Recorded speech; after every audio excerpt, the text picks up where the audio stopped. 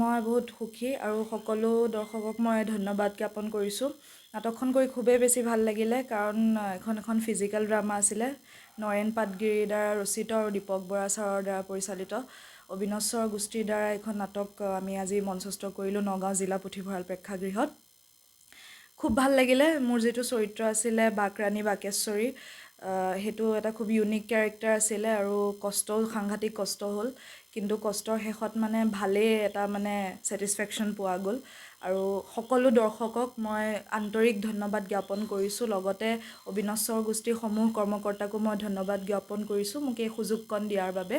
আগন্তুক সময়লৈও ভাল ভাল কাম কৰি যাম বুলি মই আশাবাদী। আৰু নাটখনত এইটো চেলেঞ্জিং কেৰেক্টাৰ আছিল আপোনাৰ। নিশ্চয়কৈ চেলেঞ্জিং আছিলে, কাৰণ বহুতো মানে ফিজিকেল এক্টিভিটিজ কৰিবলগীয়া হৈছিলে, ভইচৰো বহুত মানে কাম আছিলে। কিন্তু একচুৱেলি আমি ইউনিক কেৰেক্টাৰ কৰি থাকি ভাল পাওঁ। মানে এতিয়া এক টাইপৰ কেৰেক্টাৰ কৰি গ'লে মানে বস্তুবিলাক কি হয় আৰু মানে কনষ্টেণ্ট হৈ যায় ন। তো আমি সদায় নতুন নতুন কেৰেক্টাৰ মানে এক্সপেৰিমেণ্ট কৰি থাকিব পালে ভাল পাওঁ মানে।